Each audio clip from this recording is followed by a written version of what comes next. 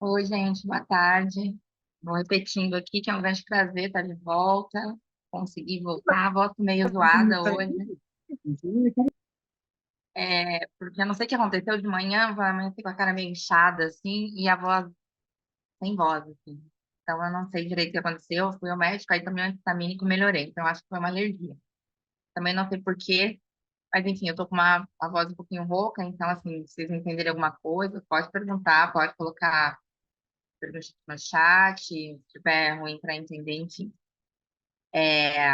Estou muito contente de estar aqui e falar um pouquinho do Ginga, né? Que é o nosso filhotão, né? O nosso bebezão, está aí crescendo, né? Em beleza e sabedoria.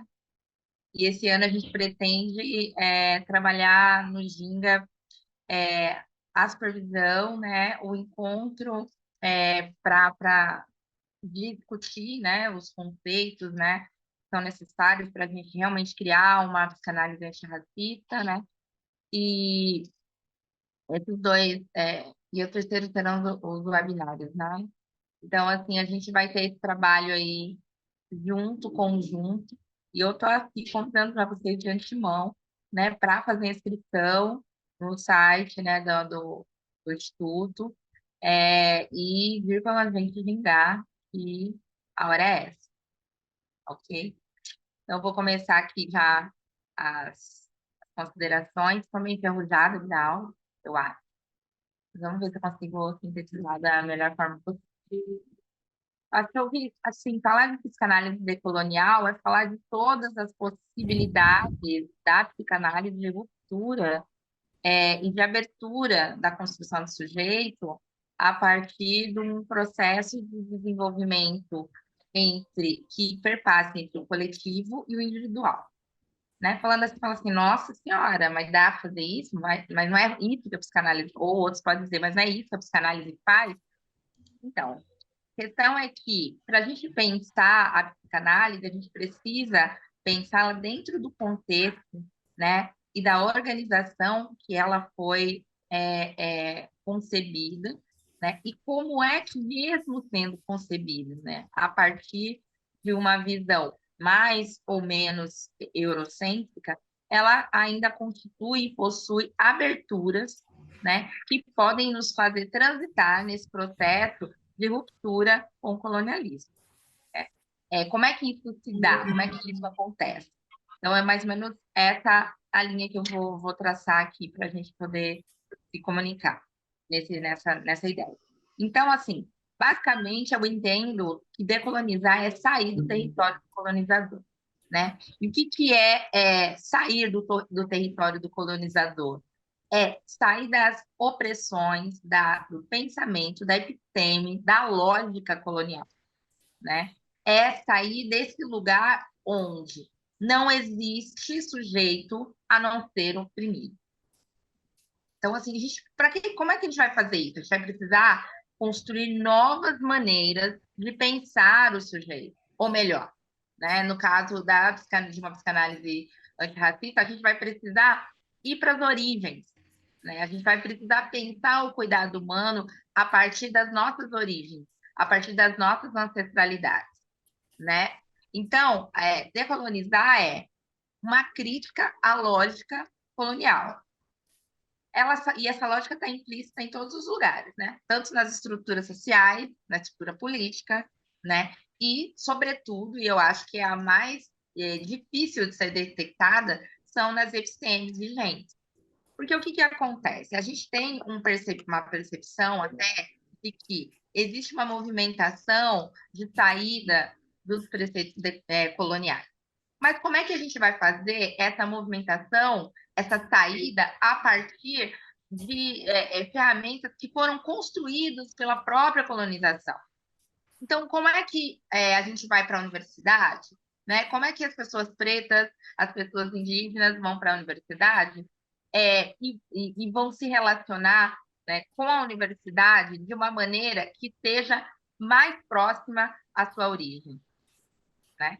Como é que isso vai acontecer, considerando que todas as ferramentas epistemológicas que são oferecidas para essas pessoas estão vinculadas à colonialidade, ao eurocentrismo? né? Então, eu entendo que pensar as estruturas sociais, a gente consegue pensar as estruturas sociais de fora delas. A gente olha, tem uma estrutura social ali.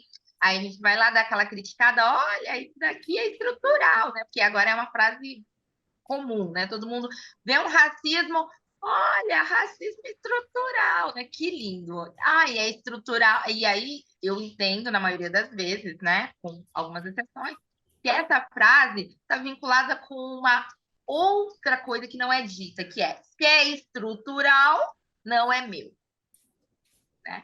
Se é estrutural, não fui eu que criei a estrutura, né? Mas todos nós, de alguma forma, sustentamos a estrutura, né? Então, assim, não tem lugar de fala, é racismo estrutural. A gente tem que tomar muito cuidado com essas conceitualizações ditas a esmo, né, ao léu da própria sorte, sem nenhum aprofundamento do que isso realmente significa. A estrutura não nasceu sozinha, ela não bateu um vento e ela falou, nossa, eu vou virar uma estrutura, né? É essa ideia do Darwin, né? Mas só que a estrutura do Darwin, né, que ele vai movimentando ali, que ele diz que vai se movimentando, ela sempre se movimenta no caminho da heterogeneidade, certo? Então, assim, se até na natureza esse movimento é considerado científico, por que não no pensamento, né? Então, assim, questionar a hegemonia do conhecimento eurocêntrico e valorizar os saberes ancestrais e ou os subalternos. Bonitinho, lindo, fácil, assim, na frase falar, ah, pronto, já sei o que fazer, né? Só que isso na prática é extremamente complexo. E por que eu estou dizendo isso aqui na prática? Porque eu entendo que eu estou falando para uma audiência que está pensando a psicanálise, está pensando em ser psicanalista ou faz análise, né? Então, assim, é importante que essas pessoas, que as pessoas no geral entendam que quebrar a hegemonia do colonialismo não é quebrar as pessoas e nem quebrar o social, é sim reorganizar a estrutura, valorizando as individualidades, né? Então, por que isso é importante? Porque quando a gente valoriza a individualidade, né, a gente valoriza a diversidade, por exemplo, a gente está criando um desmantelamento das relações hierárquicas. Porque quanto maior a hierarquia, né, quanto maior a diferença, e eu costumo dizer que diferença aqui é sinônimo de subtração, né? Minuendo, subtraindo, a última diferença. A diferença é o que sobra, né? A gente tem que parar de pensar a diferença como o que sobra. A gente tem que pensar a diversidade e, a partir da diversidade, uma multiplicidade, e a partir dessa multiplicidade, a individualidade, ou, se a gente quiser usar uma palavra junguiana, uma relação de individuação. Mas isso é um processo. E esse é um processo que todos nós temos que estar vinculados, tanto no coletivo quanto no particular. E essa que é a grande dificuldade.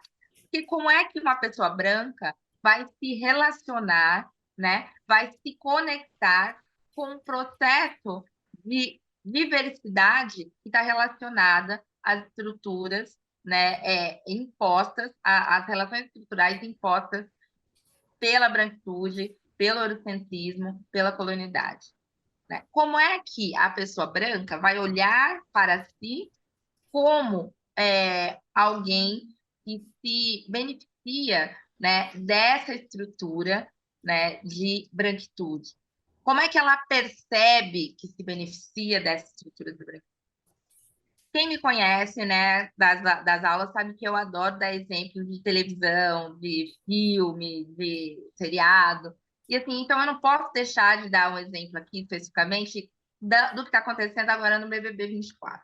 Tá saindo meu artiguinho aí, gente. Agora já vem.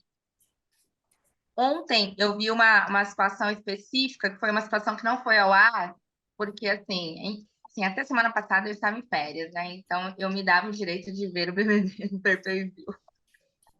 E tinha uma conversa interessantíssima sobre entre a Yasmin Brunet, a Vanessa Camargo, e elas estavam falando do Davi, né? Que agora é a bola da vez, um menino negro, periférico, lá com as suas contradições, né? Que nitidamente ele tem as contradições dele, mas é um menino com 20 anos, né? É um menino mesmo, não é só que a gente tá falando assim, ah, não, todo menino é menino, não, ele tem 20 anos, né?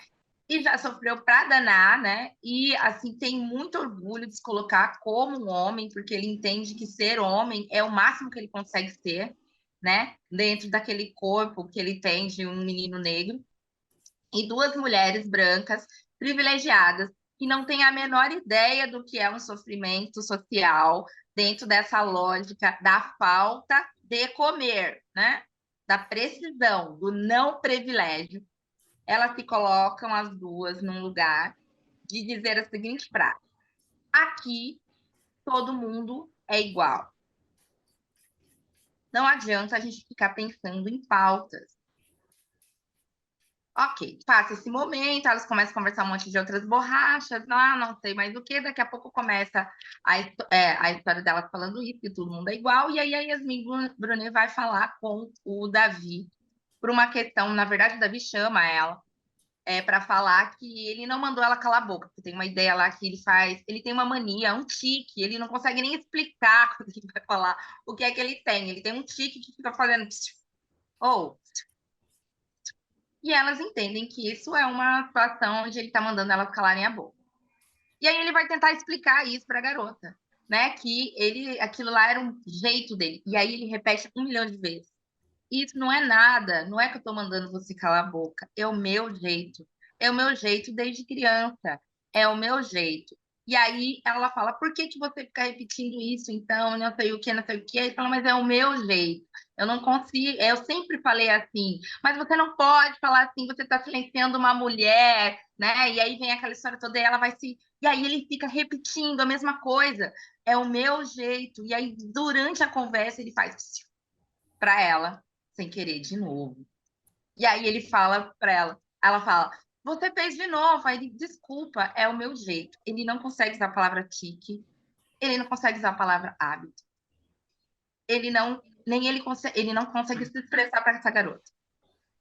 E aí ele sai de perto dela, ele pede desculpas, pede que ela a desculpe, né? E aí ela fala que ele vem falando baixo nesse momento, porque é o jeito que ele faz. E aí ele fala uma frase assim, ó, eu estou aqui me colocando no chão. Ai, me arrepia isso. Para você, que eu quero que você me perdoe. Eu acho que ele não tem dimensão do que ele está falando e nem ela tem dimensão do que ela está fazendo em cima dessa situação. Por quê? Porque existe uma questão que é a experiência. A experiência da Yasmin Brunet é impossibilitada de entender que a linguagem, né, a forma como o Davi se expressa é diferente dela. E aí é a partir da relação que ela tem com a única coisa que é equiparada ali, que ela conhece, que é o masculino, ela coloca ele nesse lugar de opressor, né?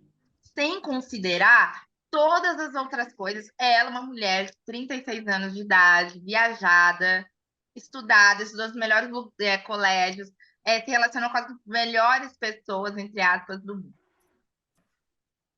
Ela, nesse lugar de branca, mulher, colonizada, grande beleza eurocêntrica, ela olha para o Davi e ela não se dispõe a entender o que ele está dizendo. Então, ela vai para o lugar de conforto dela, que é a questão com os homens, porque, obviamente, ela, como uma mulher branca, ela já foi objetificada, provavelmente abusada, ela não consegue relacionar a dor dele, né? E aí ela diz o tempo inteiro que ele manipula. Ele me manipula, porque no fundo ela sente que tem algo ali que aperta o botãozinho dela do desespero, mas ela não sabe o que que é. Então ela vai dizer que ele me manipula, que ele a manipula. E o que que é a manipulação dele o tempo todo? Repetir as mesmas coisas, porque ele não consegue se expressar de maneira que ela entenda. Porque existe um abismo intelectual, né? De linguagem, de língua, talvez, não de linguagem, de língua, né? A relação que eles têm, e esse intelectual, ele está barrado pela régua da branquitude, pela regra do eurocentrismo. Percebe? Então, ela só consegue vê-lo nesse lugar. Ele muda o tempo inteiro. Ele fica mudando o tempo inteiro. Ele tá lá de barata tonta. Tem hora ele tá aqui para um lado, tem hora ele tá para outro, tem hora ele tá para outro, tem hora ele tá para outro.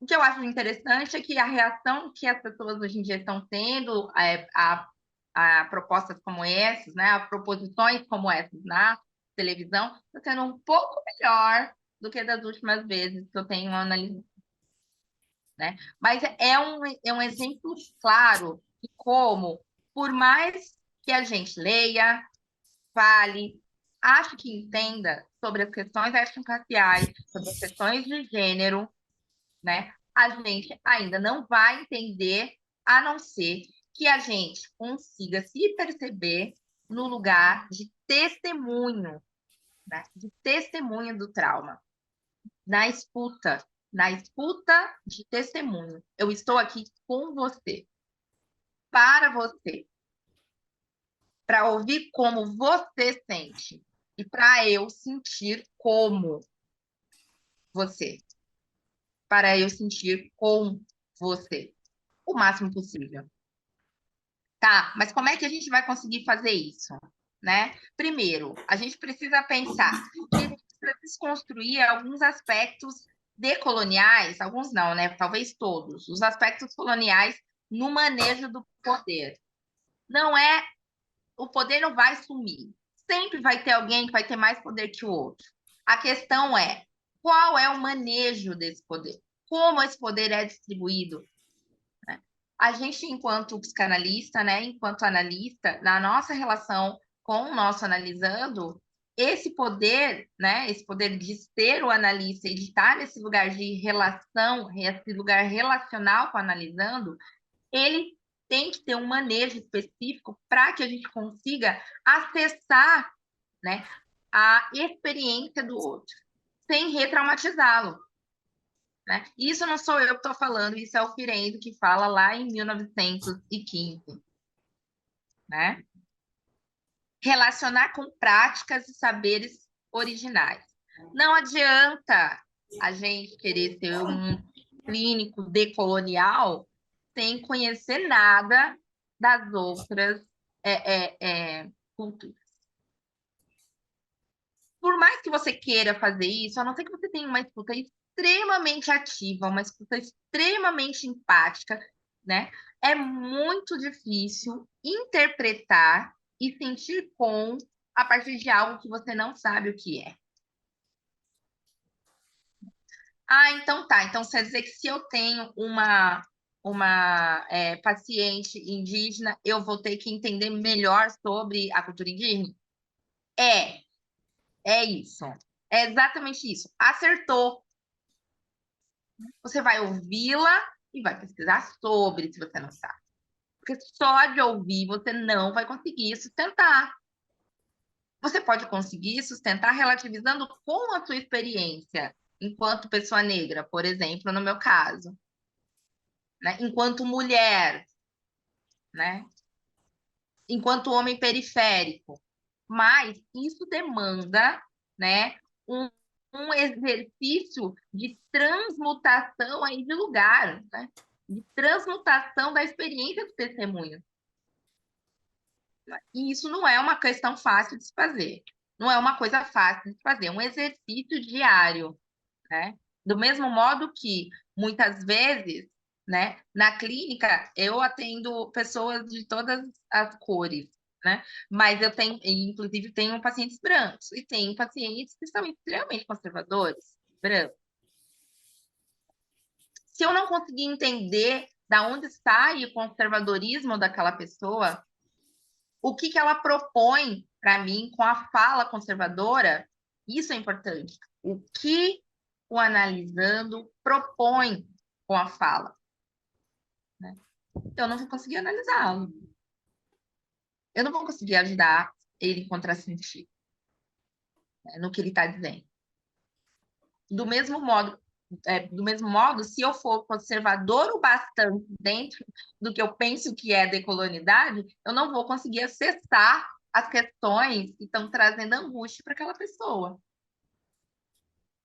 E aí você fala, então, Van, você vai ter que atender todo mundo? Não, você não vai ter que atender todo mundo. Você atende quem você quiser, mas se você se propõe a atender, né, é atender, né, essa pessoa. Conectar-se ao ser pela sua experiência originária, né?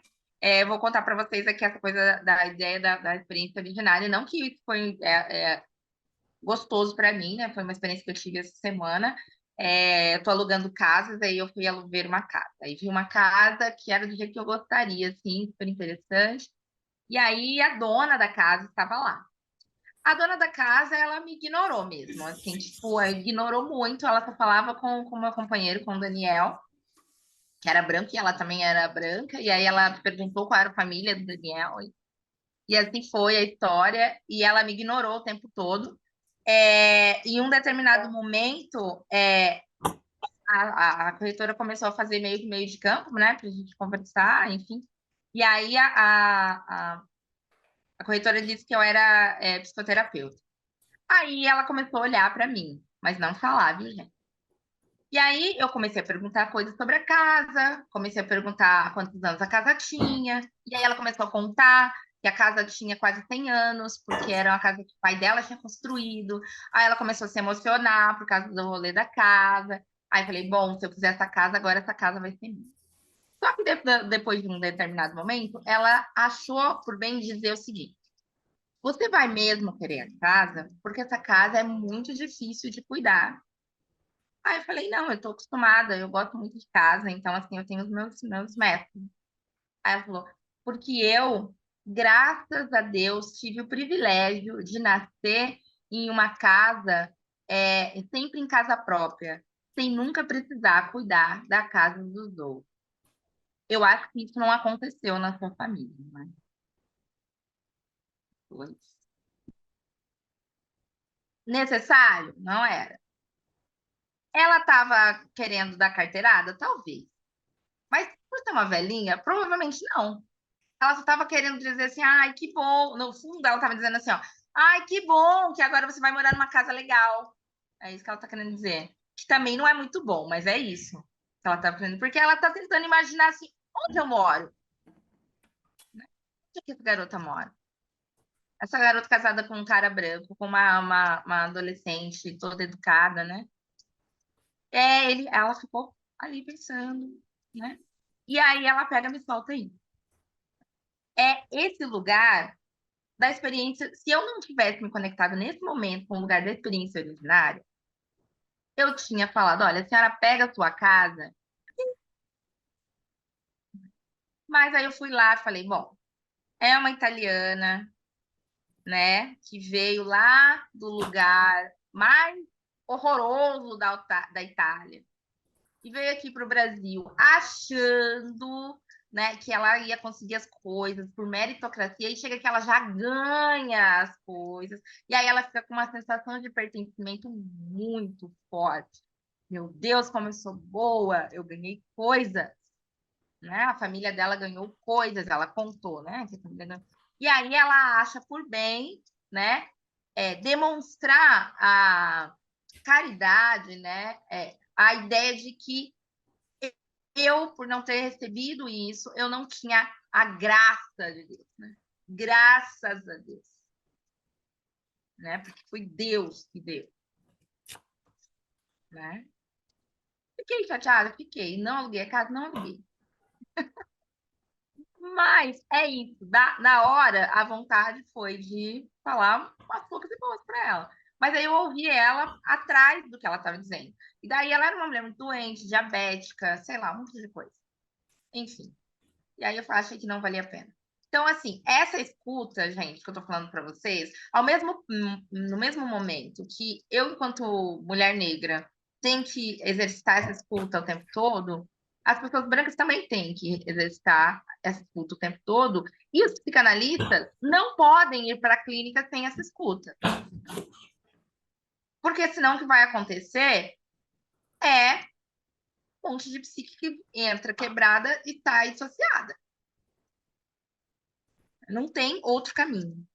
Mas aí a gente vai voltar a recuar aqui um pouquinho, vamos pensar qual é a diferença entre o que é decolonial, descolonial e anticolonial, né? Por que a gente escolheu decolonial para falar da psicanálise? Porque decolonialismo, ele é um estudo, né, um conceito que procura transformar as estruturas de poder. Tá? Então, a psicanálise é uma estrutura de poder, né? E a gente tem que ter consciência disso. A gente tem que ter ciência disso, né? E que ela tem uma estrutura que foi forjada, né, nas formas do eurocentrismo e do patriarcado, né? Descolonial, ele é mais formal, ele tem mais a ver com o pensamento político mesmo, né? Um território deixar de ser colonizado por outro, né? Vamos dizer assim. É mais político e territorial nesse sentido, não de território deleuziano, mas nessa ideia de território terra mesmo, geográfico. E o anticolonial, ele seria a ideia primeira, né? Ela é a base primeira. Ele é a luta contra tudo que é colonial. Então, o colonialismo não entra. É utópico. Porque se a gente for pensar, por exemplo, uma instituição que é muito comum, o casamento. O casamento, por mais que ele seja aberto, pensado para ser livre, ele é colonial. Né? Como pensar um casamento anticolonial? É possível? Né? Se é possível, a gente vai de encontro e ao encontro de quais conceitos? Então, estar nesse lugar da decolonidade, e mais ainda, da anticolonidade, é estar o tempo todo em pergunta. Isso é isto ou isto é aquilo? Como isto se configura naquilo que eu vou falar? Como isto se configura naquilo que eu vou fazer? Como isso se configura na minha escuta? Né? Então, como que a psicanálise, que tem base eurocêntrica, pode ser decolonial? É fácil, inclusive. Por quê? Porque, por mais que a psicanálise seja decolonial, ela é uma obra aberta, ou melhor, seja colonial, ela é uma obra aberta. Né? E como é que o Freud conseguiu fazer essa movimentação de pensar a psicanálise como uma obra aberta? O conceito da psicanálise não é absoluto. O conceito fundante da psicanálise é o inconsciente. E o inconsciente ele é formado pelas nossas experiências no tempo, né? Sobre as transformações do tempo, no tempo, do nosso corpo, das nossas experiências e das nossas vivências. Né? Então, esse ponto é que faz com que a gente consiga transitar pelo viés decolonial na psicanálise. Né?